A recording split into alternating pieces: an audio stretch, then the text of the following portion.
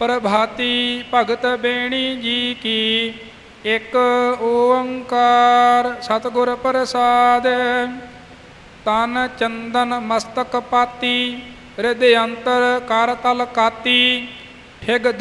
ठग दिष्ट बग्गा लिव लागा। ਠਾਗ ਦਿਸ਼ਟ ਬੱਗਾ ਲਿਵ ਲਾਗਾ। ठग दिष्ट बग्गा लिव लागा। देख वैसनो प्राण मुख भागा। काल भगवत बंद चिरामं। क्रूर दिष्ट रत्ता निसबादं रहाओ। नित प्रत इस्नान शरीरं। दोए धोती कर्म मुख खीरं। हृदय शुरी संध्यानी, पर दर्भ हिरन की बानी। सिल पूजस चक्र गणेशं। निस जागस भगत प्रवेशं। पग नाचस चित्त अकर्मं। ए लंपट नाच अधर्मं। मृग आसन तुलसी माला। कर ऊजल तिलक कपाला। हृदय कूड़ कंठ रुद्राखं। रे लंपट कृष्ण अपाखं। जिन आत्म तत न चीनिया। सब फोकट धर्म अबीनिया। कहो बेणी गुरमुख ध्यावै। बिन सतगुर बाट न पावै। ਸਾਧ ਸੰਗਤ ਜੀਓ, ਸ੍ਰੀ ਰਾਗ ਤੋਂ ਪ੍ਰਭਾਤੀ ਰਾਗ ਤੱਕ 30 ਰਾਗਾਂ ਵਿੱਚ ਧੰਨ ਸਤਿਗੁਰੂ ਅਰਜਨ ਦੇਵ ਸਾਹਿਬ ਸੱਚੇ ਪਾਤਸ਼ਾਹ ਜੀ ਨੇ ਭਾਈ ਸਾਹਿਬ ਭਾਈ ਗੁਰਦਾਸ ਜੀ ਨੂੰ ਲਿਖਾਰੀ ਲਾ ਕੇ ਇਹ ਬਾਣੀ ਲਿਖਵਾਈ। ਔਰ ਇਸ ਤੋਂ ਅੱਗੇ ਜੋ ਜੈਜਾਵੰਤੀ ਰਾਗ ਹੈ, ਇਸ ਦੇ ਵਿੱਚ 4 ਸ਼ਬਦ 9ਵੇਂ ਪਾਤਸ਼ਾਹ ਜੀ ਦੇ ਹਨ। ਇਹ 31ਵਾਂ ਰਾਗ ਹੈ। ਇਹ ਰਾਗ ਧੰਨ ਸਤਿਗੁਰੂ ਗੋਬਿੰਦ ਸਿੰਘ ਸਾਹਿਬ ਮਹਾਰਾਜ ਜੀ ਨੇ ਜਦੋਂ ਤਲਵੰਡੀ ਸਾਬੋ ਦਮਦਮਾ ਸਾਹਿਬ ਦੇ ਅਸਥਾਨ 'ਤੇ ਭਾਈ ਮਨੀ ਸਿੰਘ ਜੀ ਤੋਂ ਸਰੂਪ ਲਿਖਵਾਇਆ ਹੈ, ਉਦੋਂ ਇਹ ਜੈਜਾਵੰਤੀ ਰਾਗ ਸਤਿਗੁਰੂ ਜੀ ਨੇ ਦਰਜ ਕਰਵਾਇਆ। ਸੋ ਇਉਂ ਕਰਤਾਰਪੁਰੀ ਸਰੂਪ ਵਿੱਚ 30 ਰਾਗ ਹਨ। ਔਰ ਫਿਰ ਇਸ ਤੋਂ ਅਗਲੀ ਬਾਣੀ ਹੈ ਇਹ 31ਵਾਂ ਰਾਗ ਜੈਜਾਵੰਤੀ, ਜਿਸ ਵਿੱਚ ਸਿਰਫ 9ਵੇਂ ਪਾਤਸ਼ਾਹ ਦੇ ਸ਼ਬਦ ਨੇ।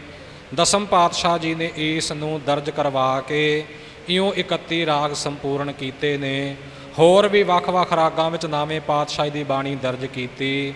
ਆਓ ਇਹ ਸ਼ਬਦ ਆਪਾਂ ਪੜ੍ਹੀਏ, ਸੁਣੀਏ ਔਰ ਭਾਵ ਨੂੰ ਸਮਝਣ ਦਾ ਯਤਨ ਕਰੀਏ ਜੀ।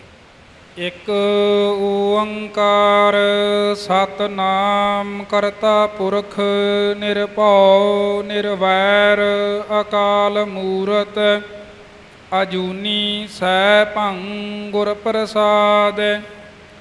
ਰਾਗ ਜੈਜਾਵੰਤੀ ਮਹੱਲਾ ਨਾਵਾ। ਰਾਮ ਸਿਮਰ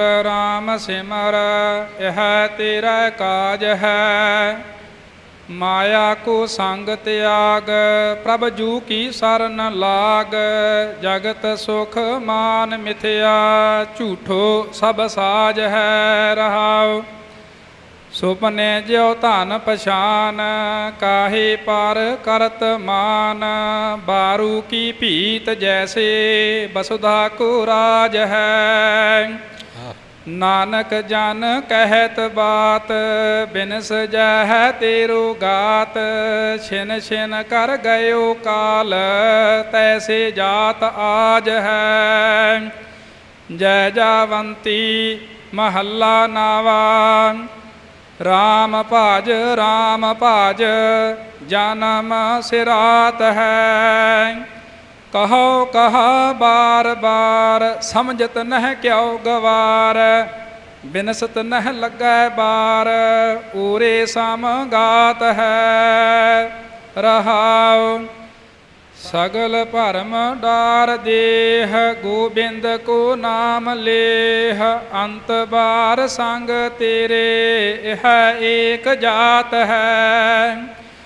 बिखिया बिख ज्यों बिसार प्रभ को जस हिये धार। नानक जन कह पुकार अवसर बिहात है। जैजावंती महल्ला नावा। रे मन कौन गात होए है तेरी। एह जग मह राम नाम सो तो नहीं सुन्यो कान। एह जग मह राम नाम सो तो नहीं सुन्यो कान। ਵੇਖਿਆ ਸਿਉ ਅਤ ਲੁਭਾਨ ਮਤ ਨਾਹਿਨ ਫੇਰੀ ਰਹਾਉ। ਮਾਨਸ ਕੋ ਜਨਮ ਲੀਨਾ ਸਿਮਰਨ ਨਹਿ ਨਿਮਖ ਕੀਨਾ ਦਾਰਾ ਸੁਖ ਭਇਓ ਦੀਨਾ ਪਗਹੁ ਪਰੀ ਬੇਰੀ। ਨਾਨਕ ਜਨ ਕਹਿ ਪੁਕਾਰ ਸੁਪਨੇ ਜਿਉ ਜਗ ਪਸਾਰ ਸਿਮਰਤ ਨਹਿ ਕਿਉ ਮੁਰਾਰ ਮਾਇਆ ਜਾ ਕੀ ਚੇਰੀ। ਜੈ ਜਾਵੰਤੀ ਮਹੱਲਾ ਨਾਵਾ। ਬੀਤ ਜੈ ਹੈ ਜਨਮ ਅਕਾਜ ਰੇ ਨਿਸ ਦਿਨ ਸੁਨ ਕੈ ਪੁਰਾਨ ਸਮਝਤ ਨਹਿ ਰੇ ਅਜਾਨ। ਕਾਲ ਤੋ ਪਹੁੰਚਿਓ ਆਨ ਕਾਲ ਤਉ ਪਹੁੰਚਿਓ ਆਨ ਕਹਾ ਜੈ ਭਾਜ ਰੇ ਰਹਾਉ। ਅਸਥਿਰ ਜੋ ਮਾਨਿਓ ਦੇਹ ਸੋ ਤਉ ਤੇਰਾ ਹੋਏ ਹੈ ਖੇਹ। ਕਿਉ ਨਾ ਹਰ ਕੋ ਨਾਮ ਲੇਹ ਮੂਰਖ ਨਿਲਾਜ ਰੇ। ਰਾਮ ਭਗਤ ਹੀਏ ਆਨ ਛਾੜ ਦੇ ਤੈ ਮਨ ਕੋ ਮਾਨ। ਨਾਨਕ ਜਨ ਇਹ ਬਖਾਨ ਨਾਨਕ ਜਨ ਇਹ ਬਖਾਨ ਜਗ ਮੈਂ ਬਿਰਾਜ ਰੇ। ਸਾਧ ਸੰਗਤ ਜੀ, ਆਪ ਜੀ ਨੇ ਸਤਿਕਾਰਯੋਗ ਗਿਆਨੀ ਸ਼ੇਰ ਸਿੰਘ ਜੀ ਪਾਸੋਂ ਸਹਿਸਕ੍ਰਿਤੀ ਸ਼ਲੋਕਾਂ ਦੇ ਬਾਰੇ ਬਚਨ ਸਰਵਣ ਕੀਤੇ ਨੇ ਔਰ ਇਸ ਦੀ ਜੋ ਉਥਾਨਕਾ ਕਿ ਕਾਸ਼ੀ ਦੇ ਇੱਕ ਮਹਾਨ ਵਿਦਵਾਨ ਪੰਡਤ ਗੋਪਾਲ ਦੱਤ ਜੀ ਨੂੰ ਉਪਦੇਸ਼ ਦਿੰਦਿਆਂ ਹੋਇਆਂ ਸਤਿਗੁਰੂ ਮਹਾਰਾਜ ਸੱਚੇ ਪਾਤਸ਼ਾਹ ਜੀ ਨੇ ਇਹ 4 ਸ਼ਲੋਕ ਉਚਾਰਨ ਕੀਤੇ, ਜਿਸ ਦੇ ਵਿੱਚ ਫੋਕਟ ਕਰਮ ਕਾਂਡਾਂ ਦਾ ਖੰਡਨ ਕੀਤਾ ਔਰ ਨਾਲ ਹੀ ਆਤਮਾ ਦੀ ਸ਼ੁੱਧੀ ਵਾਸਤੇ ਉਪਦੇਸ਼ ਵੀ ਦਿੱਤਾ। ਇਹ ਵੀ ਦਰਸਾਇਆ ਕਿ ਜਿੰਨਾ ਚਿਰ ਪਰਮਾਤਮਾ ਦਾ ਨਾਮ ਨਹੀਂ ਜਪਦੇ, ਵਾਹਿਗੁਰੂ ਨੂੰ ਨਹੀਂ ਜਾਣਦੇ ਸਮਝਦੇ ਨਹੀਂ, ਉਨਾ ਚਿਰ ਇਹ ਜੀਵਨ ਵਿਅਰਥ ਹੈ, ਕਿਸੇ ਲੇਖੇ ਵਿੱਚ ਨਹੀਂ। ਹਰ ਵਰਗ ਨੂੰ ਆਪੋ ਆਪਣਾ ਧਰਮ ਵੀ ਸਤਿਗੁਰੂ ਮਹਾਰਾਜ ਜੀ ਨੇ ਸਮਝਾਇਆ ਹੈ। ਇਹ ਵੀ ਵਾਰਤਾ ਮਹਾਂਪੁਰਖਾਂ ਦੱਸੀ ਗ੍ਰੰਥਾਂ ਵਿੱਚ ਆਉਂਦੀ ਹੈ ਕਿ ਗੋਪਾਲ ਦੱਤ ਨੇ ਪੁਰਾਣ ਪੜ੍ਹੇ ਹੋਏ ਸਨ ਔਰ ਇਹਨਾਂ 18 ਪੁਰਾਣਾਂ ਦੇ ਵਿੱਚੋਂ ਭਵਿੱਖਤ ਪੁਰਾਣ ਦਾ ਵੀ ਸੋ ਉਸ ਨੇ ਅਧਿਐਨ ਕੀਤਾ ਹੋਇਆ ਸੀ। ਅਤੇ ਉਸ ਅਧਿਐਨ ਵਿੱਚੋਂ, ਕਿਉਂਕਿ ਭਵਿਸ਼ਤ ਪੁਰਾਣ ਦੇ ਵਿੱਚ ਸਤਿਗੁਰੂ ਨਾਨਕ ਦੇਵ ਜੀ ਦੇ ਆਉਣ ਦੇ ਬਚਨ ਲਿਖੇ ਹੋਏ ਨੇ ਕਿ ਕਲਯੁਗ ਦੇ ਵਿੱਚ ਪਰਮਾਤਮਾ ਅਕਾਲ ਪੁਰਖ ਵਾਹਿਗੁਰੂ ਆਪ ਸਤਿਗੁਰੂ ਨਾਨਕ ਰੂਪ ਹੋ ਕੇ ਆਵੇਗਾ। ਇਹ ਭਵਿਸ਼ਤ ਪੁਰਾਣ ਦੇ ਵਿੱਚ ਬਚਨ ਅੰਕਿਤ ਨੇ। ਜਦੋਂ ਸਤਿਗੁਰੂ ਨਾਨਕ ਦੇਵ ਸਾਹਿਬ ਜੀ ਕਾਸ਼ੀ ਪਹੁੰਚੇ ਹਨ, ਪਹਿਲਾਂ ਇਸ ਗੋਪਾਲ ਦੱਤ ਨੇ ਬਾਹਰ ਉਜਾੜ ਦੇ ਵਿੱਚ ਸਤਿਗੁਰੂ ਨਾਨਕ ਦੇਵ ਮਹਾਰਾਜ ਸੱਚੇ ਪਾਤਸ਼ਾਹ ਜੀ ਨਾਲ ਆਪਣੇ ਸਾਥੀਆਂ ਨੂੰ ਲੈ ਕੇ ਭੇਟ ਕੀਤੀ ਔਰ ਆਪਣੇ ਸੁਭਾਅ ਮੁਤਾਬਕ, ਕਿਉਂਕਿ ਜਿਹੜੇ ਪੁਰਾਣੇ ਪੰਡਤ ਵਿਦਵਾਨ ਹੋਇਆ ਕਰਦੇ ਸਨ ਉਹ ਆਪਣੀ ਵਿੱਦਿਆ ਦੇ ਹੰਕਾਰੀ ਹੁੰਦੇ ਸਨ ਕਿ ਮੈਂ ਬੜੇ ਗ੍ਰੰਥ ਪੜ੍ਹੇ, ਮੇਰੇ ਜਿੰਨਾ ਵਿਦਵਾਨ ਕੋਈ ਨਹੀਂ। ਜੇ ਕੋਈ ਹੋਰ ਵਿਦਵਾਨ ਆ ਗਿਆ, ਕੋਈ ਮਹਾਤਮਾ ਆ ਗਿਆ, ਕੋਈ ਮਹਾਂਪੁਰਖ ਆ ਗਿਆ, ਉਹਨੂੰ ਆਪਣੀ ਵਿੱਦਿਆ ਦੇ ਹੰਕਾਰ ਵਿੱਚ ਉੱਥੋਂ ਭਜਾਉਣ ਦਾ ਯਤਨ ਕਰਨਾ ਕਿ ਇਹ ਇੱਥੋਂ ਚਲਿਆ ਜਾਵੇ। ਇਹ ਕਹਿਣਾ ਕਿ ਮੇਰੇ ਨਾਲ ਚਰਚਾ ਕਰੋ, ਬਹਿਸ ਕਰੋ, ਵਿਤੰਡਾਵਾਦ, ਜਾਲਪਾਵਾਦ ਵਗੈਰਾ ਬਹਿਸ ਕਰੋ ਮੇਰੇ ਨਾਲ, ਮੈਂ ਵੇਖਾਂ ਤੁਹਾਡੇ ਕੋਲ ਕਿੰਨੀ ਕੁ ਵਿੱਦਿਆ ਹੈ, ਮੇਰੀ ਵਿੱਦਿਆ ਅੱਗੇ ਕਿੰਨਾ ਕੁ ਟਿਕਦੇ ਹੋ। ਜਦੋਂ ਇਉਂ ਗੋਪਾਲ ਦੱਤ ਨੇ ਸਤਿਗੁਰੂ ਮਹਾਰਾਜ ਜੀ ਨੂੰ ਵਿਚਾਰ ਕਰਨ ਲਈ ਕਿਹਾ ਤਾਂ ਕੁਝ ਥੋੜ੍ਹੀ ਦੂਰੀ ਉੱਪਰ ਇੱਕ ਕੁੱਤਾ ਮਰਿਆ ਪਿਆ ਸੀ, ਜੋ ਤਾਜ਼ਾ ਹੀ ਮਰਿਆ ਸੀ। ਉਸ ਵੱਲ ਨਜ਼ਰ ਕਰਦਿਆਂ ਸਤਿਗੁਰਾਂ ਨੇ ਕਿਹਾ ਕਿ ਉੱਠ ਭਾਈ, ਤੇਰੇ ਜਾਤ ਭਾਈ ਆਏ, ਇਹਨਾਂ ਨਾਲ ਉੱਠ ਕੇ ਚਰਚਾ ਕਰ, ਕਿਉਂਕਿ ਸਤਿਗੁਰੂ ਕਰਨ ਕਾਰਨ ਸਮਰੱਥ ਨੇ। ਕੁੱਤਾ ਜਿਉਂਦਾ ਹੋਇਆ ਉੱਠਿਆ, ਉਹਦੀ ਆਤਮਾ ਨੂੰ ਸਤਿਗੁਰੂ ਮਹਾਰਾਜ ਜੀ ਨੇ ਪ੍ਰਗਟ ਕੀਤਾ ਔਰ ਫਿਰ ਉਹਦੀ ਰਸਨਾ ਤੋਂ ਵੇਦਾਂ ਸ਼ਾਸਤਰਾਂ ਦੀਆਂ ਉਕਤੀਆਂ ਜੁਗਤੀਆਂ ਸਤਿਗੁਰੂ ਮਹਾਰਾਜ ਜੀ ਨੇ ਸਰਵਣ ਕਰਾਈਆਂ। ਗੋਪਾਲ ਦੱਤ ਹੋਰਾਂ ਹੈਰਾਨ ਹੋ ਕੇ ਕਿਹਾ ਸੀ, ਮਹਾਰਾਜ ਇਹ ਕੁੱਤਾ ਸਾਡਾ ਜਾਤ ਭਾਈ ਕਿਵੇਂ ਹੋਇਆ? ਸਤਿਗੁਰੂ ਮਹਾਰਾਜ ਜੀ ਕਹਿਣ ਲੱਗੇ, ਭਾਈ ਇਹ ਤੇਰਾ ਦਾਦਾ ਬਿਸ਼ਨ ਦੱਤ ਹੈ ਜੋ ਕੁੱਤੇ ਦੀ ਜੂਨ ਵਿੱਚ ਪਿਆ ਹੈ। ਹੈਰਾਨ ਹੋਇਆ ਮਹਾਰਾਜ, ਮੇਰਾ ਦਾਦਾ ਬਿਸ਼ਨ ਦੱਤ ਤਾਂ ਬੜਾ ਕਰਮੀ ਧਰਮੀ ਸੀ, ਤ੍ਰੈ ਕਾਲ ਸੰਧਿਆ ਕਰਨ ਵਾਲਾ, ਪੂਰਨ ਤੌਰ 'ਤੇ ਇਉਂ ਵੇਦਾਂ ਸ਼ਾਸਤਰਾਂ ਦੀ ਰੀਤ ਮੁਤਾਬਕ ਚੱਲਣ ਵਾਲਾ, ਉਹ ਕੁੱਤੇ ਦੀ ਜੂਨ ਵਿੱਚ ਕਿਵੇਂ ਪੈ ਗਿਆ? ਤਾਂ ਸਤਿਗੁਰਾਂ ਦੱਸਿਆ ਕਿ ਇੱਕ ਕੋਈ ਮਹਾਤਮਾ ਇੱਥੇ ਆਏ ਸਨ। ਆਪਣੀ ਵਿੱਦਿਆ ਦੇ ਹੰਕਾਰ ਵਿੱਚ ਬਿਸ਼ਨ ਦੱਤ ਉਹਨਾਂ ਮਹਾਤਮਾ ਨੂੰ ਜਾ ਕੇ ਸਤਾਉਣ ਲੱਗਾ, ਜੀ ਮੇਰੇ ਨਾਲ ਵਿੱਦਿਆ ਦੀ ਚਰਚਾ ਕਰੋ। ਉਹ ਕਹਿਣ ਲੱਗੇ, ਭਾਈ ਅਸੀਂ ਕੋਈ ਵੇਦਾਂ ਸ਼ਾਸਤਰਾਂ ਦੀ ਵਿੱਦਿਆ ਪੜ੍ਹੇ ਨਹੀਂ, ਅਸੀਂ ਤਾਂ ਬੰਦਗੀ ਕਰਦੇ ਹਾਂ। ਕਹਿਣ ਲੱਗਾ, ਜੇ ਪੜ੍ਹੇ ਨਹੀਂ ਤਾਂ ਮਹਾਤਮਾ ਵਾਲਾ ਵੇਸ ਕਾਤੋਂ ਧਾਰਨ ਕੀਤਾ, ਇਹ ਲਿਬਾਸ ਲਾਓ। ਉਹਨਾਂ ਬਥੇਰਾ ਟਾਲ ਮਟਾਲਾ ਕੀਤਾ, ਪਰ ਇਹ ਤਕਰੀਬਨ ਇੱਕ ਪੈਰ ਉਹਨਾਂ ਦੇ ਖਹਿੜੇ ਪਿਆ ਰਿਹਾ, ਚਰਚਾ ਕਰੋ ਚਰਚਾ ਕਰੋ। ਉਹ ਮਹਾਤਮਾ ਹਠੀ ਜਪੀ ਤਪੀ ਸਨ, ਵਾਕ ਸਿੱਧੀ ਵਾਲੇ ਸਨ, ਥੋੜ੍ਹੇ ਵੀਰ ਰਸ ਵਿੱਚ ਆਏ ਔਰ ਕਹਿਣ ਲੱਗੇ, ਕਿਉਂ ਕੁੱਤੇ ਵਾਂਗੂ ਮਗਰ ਪੈ ਗਏ ਐ? ਬਸ ਇਹ ਬਚਨ ਉਹਨਾਂ ਮਹਾਤਮਾ ਦਾ ਹੋਣ ਕਰਕੇ ਇਹਨੂੰ ਕੁੱਤੇ ਦੀ ਜੂਨ ਪਈ। ਸਤਿਗੁਰੂ ਸੱਚੇ ਪਾਤਸ਼ਾਹ ਨੇ ਇਉਂ ਉਸ ਬਿਸ਼ਨ ਦੱਤ ਦਾ ਕੁੱਤੇ ਦੀ ਜੂਨ ਵਿੱਚ ਪਏ ਦਾ ਉਧਾਰ ਕੀਤਾ। ਤੇ ਫਿਰ ਇਸ ਬਿਸ਼ਨ ਦੱਤ ਦੇ ਪੋਤਰੇ ਇਸ ਗੋਪਾਲ ਦੱਤ ਨੂੰ ਇਹ ਪੱਥਰਾਂ ਦੀ ਪੂਜਾ ਕਰਦਿਆਂ, ਟੱਲੀਆਂ ਵਜਾਉਂਦਿਆਂ ਤੇ ਹੋਰ ਕਰਮ ਕਰਤੱਵ ਕਰਦਿਆਂ ਤੱਕ ਕੇ ਸਤਿਗੁਰੂ ਮਹਾਰਾਜ ਜੀ ਨੇ ਇਹ ਪਾਵਨ ਉਪਦੇਸ਼ ਸਹਿਸਕ੍ਰਿਤੀ ਸ਼ਲੋਕਾਂ ਵਿੱਚ ਉਚਾਰਨ ਕੀਤਾ। ਸਹਿਸਕ੍ਰਿਤ ਇਹ ਸੰਸਕ੍ਰਿਤ ਭਾਸ਼ਾ ਨਹੀਂ, ਬਲਕਿ ਸੰਸਕ੍ਰਿਤ ਤੋਂ ਪਹਿਲਾਂ ਦੀ ਭਾਸ਼ਾ ਹੈ, ਪ੍ਰਾਕ੍ਰਿਤ ਭਾਸ਼ਾ ਵੀ ਕਿਹਾ ਜਾਂਦਾ ਹੈ। ਇਹ ਸੰਸਕ੍ਰਿਤ ਦੀ ਜਨਮਦਾਤੀ ਹੈ। ਸਹਿਸਕ੍ਰਿਤ, ਸਹਿਸ ਜੇਬਾ ਵਾਲਾ ਜੋ ਸ਼ੇਸ਼ਨਾਗ ਕਿਹਾ ਜਾਂਦਾ ਹੈ, ਉਸ ਦੀ ਕ੍ਰਿਤ ਕੀਤੀ ਹੋਈ ਕਾਵ ਰਚਨਾ ਜੋ ਪਰਮਾਤਮਾ ਦੀ ਉਸਤਤ ਉਚਾਰਨ ਕੀਤੀ ਹੈ, ਜੋ ਬੋਲੀ ਉਸਨੇ ਬੋਲੀ, ਉਸ ਨੂੰ ਸਹਿਸਕ੍ਰਿਤ ਕਿਹਾ ਗਿਆ। ਸਹਿਸਕ੍ਰਿਤ ਵਿੱਚੋਂ ਹੀ ਸੰਸਕ੍ਰਿਤ ਜਨਮੀ ਹੈ। ਇਉਂ ਸਤਿਗੁਰੂ ਮਹਾਰਾਜ ਨੇ ਇਹ ਸਹਿਸਕ੍ਰਿਤੀ ਭਾਸ਼ਾ ਉਚਾਰਨ ਕਰਦਿਆਂ ਹੋਇਆਂ ਪੰਡਤ ਗੋਪਾਲ ਦੱਤ ਹੋਰਾਂ ਨੂੰ ਇਹ ਉਪਦੇਸ਼ ਬਖਸ਼ਿਆ। ਜਿਵੇਂ ਗਿਆਨੀ ਜੀ ਨੇ ਆਪ ਜੀ ਨੂੰ ਦੱਸਿਆ ਹੈ ਕਿ ਸਾਰੀ ਉਮਰ ਗੋਪਾਲ ਦੱਤ ਇਹਨਾਂ ਸ਼ਲੋਕਾਂ ਦਾ ਨਿਤਨੇਮ ਕਰਦਾ ਰਿਹਾ, ਕਿਉਂਕਿ ਪੜ੍ਹਿਆ ਲਿਖਿਆ ਸੀ, ਵਿੱਦਿਆ ਦਾ ਧਨੀ ਸੀ, ਆਪਣੇ ਕੋਲ ਲਿਖ ਕੇ ਰੱਖੇ ਔਰ ਇਉਂ ਇਸ ਨੇ ਇਹਨਾਂ ਸ਼ਲੋਕਾਂ ਨੂੰ ਸਤਿਕਾਰ ਸਹਿਤ ਰੱਖਦਿਆਂ ਸਾਰੀ ਉਮਰ ਪਾਠ ਕੀਤਾ। ਬੜੇ ਅਦਬ ਸਤਿਕਾਰ ਦੇ ਨਾਲ ਆਪਣੇ ਗ੍ਰੰਥਾਂ ਵਿੱਚ ਲਿਖ ਕੇ ਸੰਭਾਲ ਕੇ ਰੱਖਿਆ। ਅਗਾਂਹ ਇਸ ਦੀ ਬੰਸ ਵਿੱਚੋਂ ਇਸ ਦੇ ਪੋਤਰੇ ਪੰਡਤ ਹਰੀ ਲਾਲ ਅਤੇ ਕ੍ਰਿਸ਼ਨ ਲਾਲ ਹੋਏ, ਜਿਨ੍ਹਾਂ ਨੇ ਵਿੱਦਿਆ ਤਾਂ ਬਹੁਤ ਪੜ੍ਹੀ ਪਰ ਮਨ ਨੂੰ ਸ਼ਾਂਤੀ ਨਾ ਆਈ। ਹੋਰ ਆਪਣੇ ਪਿਤਾ ਦੀਆਂ, ਆਪਣੇ ਦਾਦੇ ਦੀਆਂ ਲਿਖਤਾਂ ਨੂੰ ਫਰੋਲਦੇ ਨੇ ਕਿ ਇਹਨਾਂ ਵਿੱਚੋਂ ਕੋਈ ਵਿੱਦਿਆ ਦਾ ਬਚਨ ਐਸਾ ਲੱਭੇ ਜੋ ਮਨ ਨੂੰ ਸ਼ਾਂਤੀ ਦੇਣ ਵਾਲਾ ਹੋਵੇ।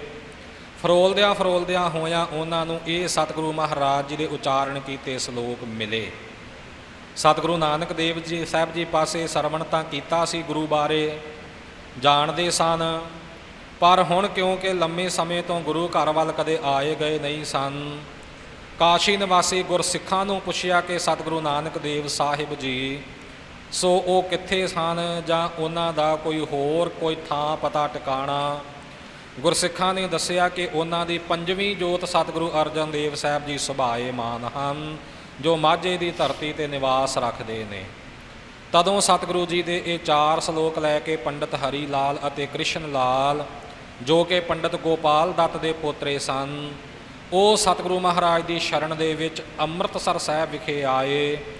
ਰਾਮਸਰ ਸਰੋਵਰ ਦੇ ਅਸਥਾਨ 'ਤੇ ਸਤਿਗੁਰੂ ਜੀ ਬਾਣੀ ਲਿਖਵਾ ਰਹੇ ਸਨ। ਸ੍ਰੀ ਗੁਰੂ ਗ੍ਰੰਥ ਸਾਹਿਬ ਦੇ ਸਰੂਪ ਦੀ ਤਿਆਰੀ ਹੋ ਰਹੀ ਸੀ। ਪੰਡਤ ਹਰੀ ਲਾਲ ਕ੍ਰਿਸ਼ਨ ਲਾਲ ਨੇ ਇਹ 4 ਸ਼ਲੋਕ ਸਤਿਗੁਰਾਂ ਦੀ ਭੇਟਾ ਕੀਤੇ ਕਿ ਸਾਡੇ ਦਾਦੇ ਗੋਪਾਲ ਦੱਤ ਨੂੰ ਸਤਿਗੁਰੂ ਨਾਨਕ ਦੇਵ ਸਾਹਿਬ ਨੇ ਇਹ ਉਪਦੇਸ਼ ਬਖਸ਼ਿਆ ਸੀ। ਨਾਲ ਹੀ ਬੇਨਤੀ ਕੀਤੀ, ਮਹਾਰਾਜ ਆਪ ਜੀ ਉਹ ਰੂਪ ਹੋ, ਕਿਰਪਾ ਕਰਕੇ ਸਾਨੂੰ ਆਪ ਜੀ ਉਪਦੇਸ਼ ਇਸੇ ਹੀ ਤਰਜ਼ ਵਿੱਚ, ਇਸੇ ਹੀ ਢੰਗ ਤਰੀਕੇ ਵਿੱਚ ਬਖਸ਼ੋ। ਤਾਂ ਉਹਨਾਂ ਦੀ ਬੇਨਤੀ ਪ੍ਰਵਾਨ ਕਰਦਿਆਂ ਪੰਚਮ ਪਾਤਸ਼ਾਹ ਜੀ ਨੇ ਅਗਲੇ ਜਿਹੜੇ 67 ਸਹਿਸਕ੍ਰਿਤੀ ਸ਼ਲੋਕ ਹਨ ਇਹ ਉਚਾਰਨ ਕਰਕੇ ਉਪਦੇਸ਼ ਬਖਸ਼ਿਸ਼ ਕੀਤਾ। ਪ੍ਰਥਾਏ ਸਾਖੀ ਮਹਾਂਪੁਰਖ ਬੋਲਦੇ ਸਾਂਝੀ ਸਗਲ ਜਹਾਨੈ। ਸੋ ਇਹ ਸਤਿਗੁਰੂ ਮਹਾਰਾਜ ਧੰਨ ਸਤਿਗੁਰੂ ਨਾਨਕ ਦੇਵ ਸਾਹਿਬ ਔਰ ਫਿਰ ਸ੍ਰੀ ਗੁਰੂ ਅਰਜਨ ਦੇਵ ਸਾਹਿਬ ਨੇ ਮਹਾਨ ਕਿਰਪਾਲਤਾ ਕੀਤੀ ਹੈ। ਆਓ ਧਿਆਨ ਪੂਰਵਕ ਸੰਗਤਾਂ ਸਰਵਣ ਕਰੋ। ਉਚਾਰਨਾਂ ਨੂੰ ਤੇ ਵਿਸਰਾਮਾਂ ਨੂੰ ਸਮਝਣ ਵਾਸਤੇ ਪੂਰੀ ਸਾਵਧਾਨੀ ਦੀ, ਪੂਰੀ ਇਕਾਗਰਤਾ ਦੀ ਜ਼ਰੂਰਤ ਹੈ। ਗੁਰ ਚਰਨਾਂ ਵਿੱਚ ਧਿਆਨ ਬਿਰਤੀ ਜੋੜੀਏ। ਧੰਨ ਸਤਿਗੁਰੂ ਗ੍ਰੰਥ ਸਾਹਿਬ ਮਹਾਰਾਜ ਦੇ ਚਰਨਾਂ ਵਿੱਚ ਇਹ ਅਰਦਾਸ ਬੇਨਤੀ ਕਰੀਏ, ਮਹਾਰਾਜ ਆਪ ਕਿਰਪਾ ਕਰੋ, ਸੁਣ ਸਕੀਏ, ਬੋਲ ਸਕੀਏ, ਸਮਝ ਸਕੀਏ, ਗੁਰਬਾਣੀ ਦਾ ਉਚਾਰਨ ਆਪਾਂ ਸ਼ੁੱਧ ਕਰ ਸਕੀਏ ਔਰ ਨਾਲ ਹੀ ਗੁਰਬਾਣੀ ਦੇ ਭੇਦ ਨੂੰ, ਗੁਰਬਾਣੀ ਦੇ ਉਪਦੇਸ਼ ਨੂੰ ਸਮਝ ਕੇ ਆਪਣੇ ਹਿਰਦਿਆਂ ਵਿੱਚ ਵੀ ਵਸਾ ਸਕੀਏ। ਪਾਠ ਆਰੰਭ ਹੋ ਰਿਹਾ ਹੈ। ਸਮੂਹ ਸੰਗਤਾਂ ਇਕਾਗਰ ਚਿੱਤ ਹੋ ਕੇ ਸਾਵਧਾਨ ਹੋਵੋ ਜੀ। ਵਾਹਿਗੁਰੂ ਸਾਹਿਬ ਜੀ।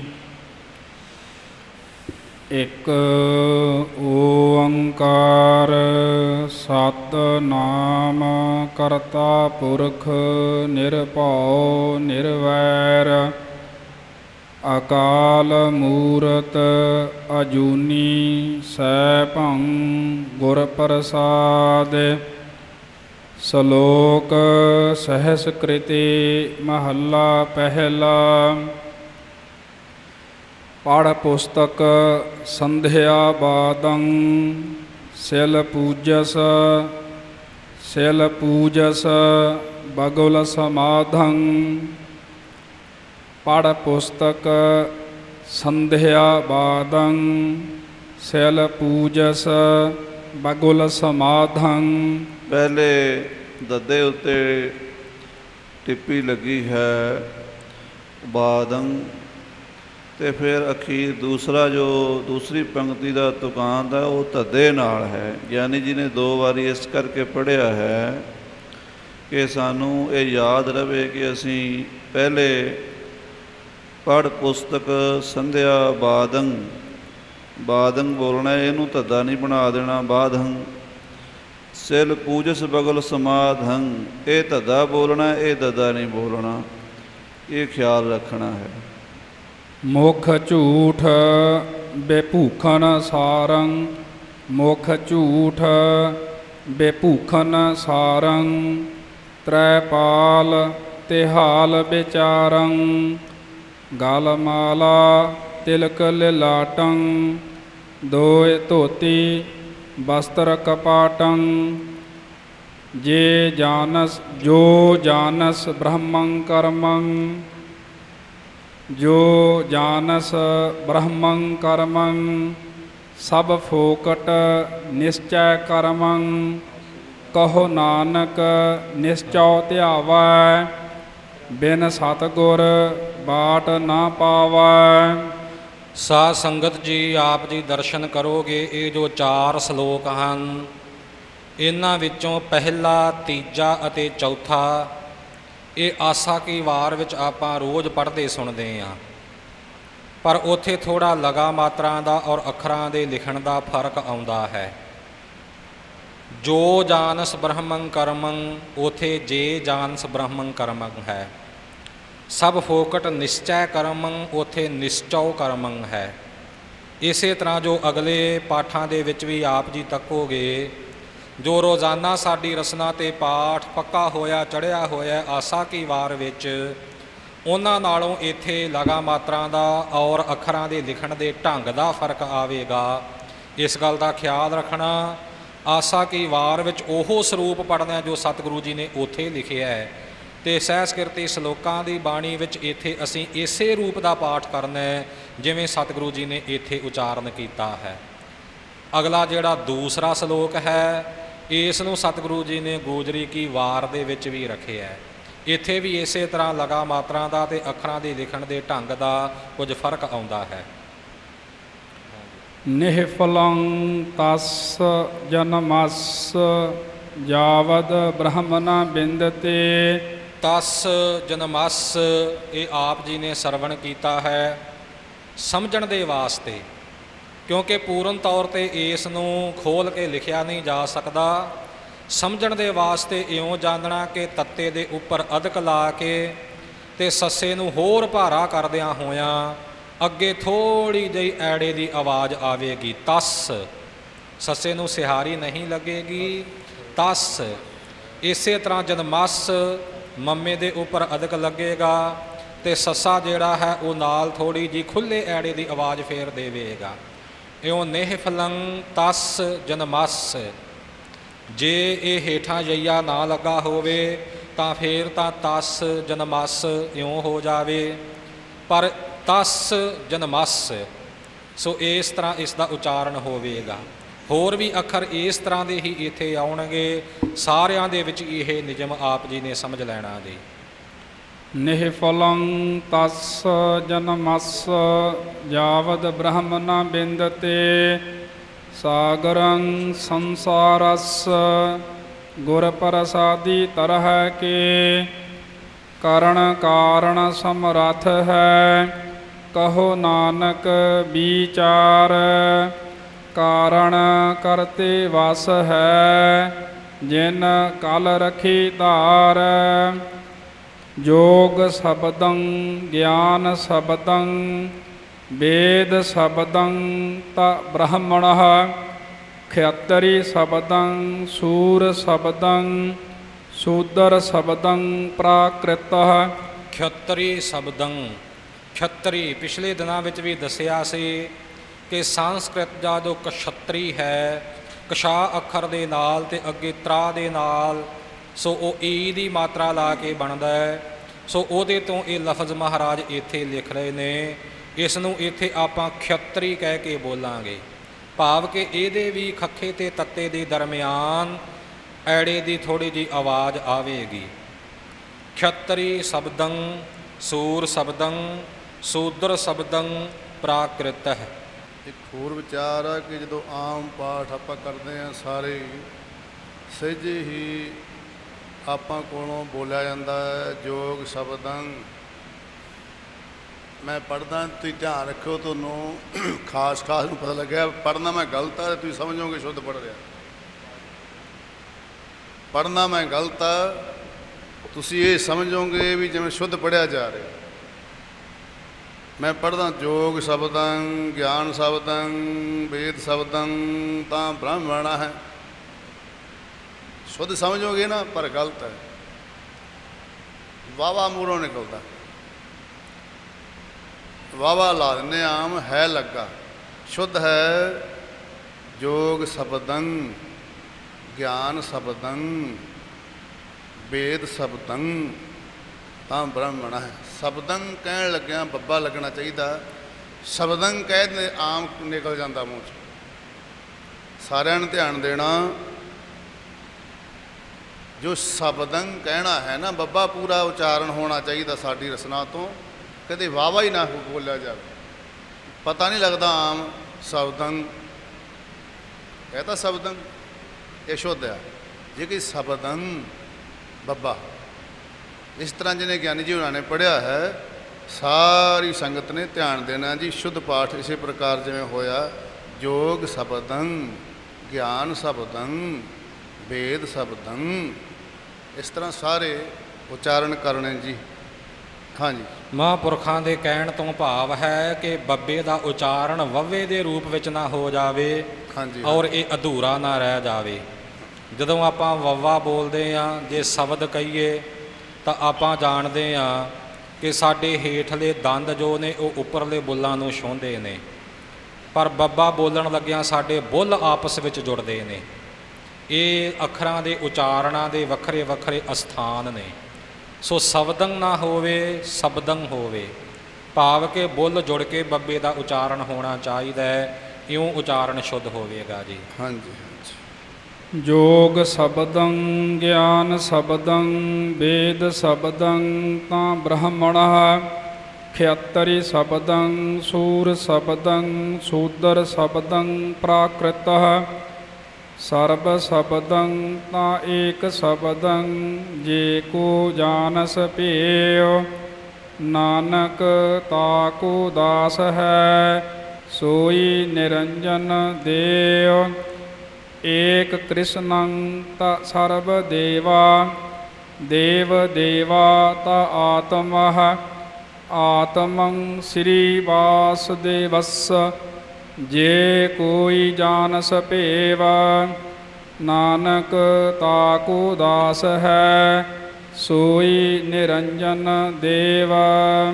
ਆਤਮੰ ਸ੍ਰੀ ਵਾਸੁਦੇਵਸਯ। ਜਦੋਂ ਆਪਾਂ ਆਸਾ ਕੀ ਵਾਰ ਵਿੱਚ ਪੜ੍ਹਦੇ ਹਾਂ ਤਾਂ ਉੱਥੇ ਸੱਸਾ ਬਿਲਕੁਲ ਮੁਕਤਾ ਹੈ, ਉਸ ਦੇ ਨਾਲ ਹੋਰ ਕੁਝ ਵੀ ਨਹੀਂ। ਪਰ ਇੱਥੇ ਸੱਸੇ ਦੇ ਚਰਨਾਂ ਵਿੱਚ ਵਵਾ ਲੱਗਾ ਹੋਇਆ ਹੈ, ਸੋ ਇਸ ਦਾ ਉਚਾਰਨ ਵੀ ਆਵੇਗਾ, ਪਰ ਵੱਵੇ ਦੇ ਰੂਪ ਵਿੱਚ ਨਹੀਂ, ਅੱਧੇ ਕ ਐੜੇ ਦੇ ਰੂਪ ਵਿੱਚ। ਆਤਮੰ ਸ੍ਰੀ ਵਾਸੁਦੇਵਸਯ ਜੇ ਕੋਈ ਜਾਣਸ ਭੇਵ।